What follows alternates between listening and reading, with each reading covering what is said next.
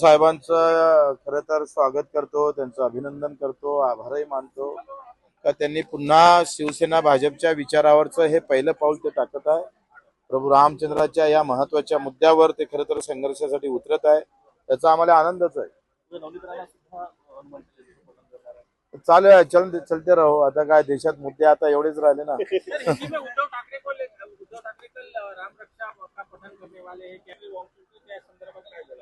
मला असं वाटतं का अतिशय चांगल्या गोष्टीबाबत ते आंदोलन सुरू आहे. केंद्रानं त्यांना बोलावून घेऊन राजीनाम्याची मागणी केली. मला वाटतं त्याच्यात सुधारणा काही कायदे आणता येईल, काय काही तरतुदी करता येईल का. त्यांचं म्हणणं आहे का त्या मंत्र्यांना राजीनामा दिला पाहिजे.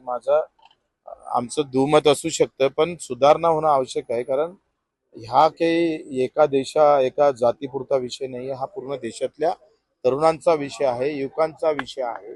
आणि इतक्या मेहनत घेतल्यानंतर जर त्या परीक्षामध्येच घोळ होत असेल आणि अशा पद्धतीनं त्याच्यात दुरुस्त्या होत नसेल तर ते चुकीचं आहे.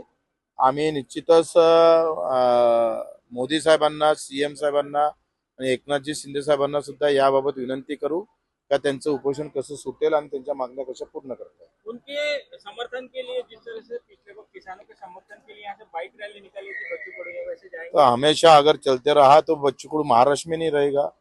हम जरूर बाइक से नहीं जाएंगे लेकिन विमान से जरूर जाएंगे.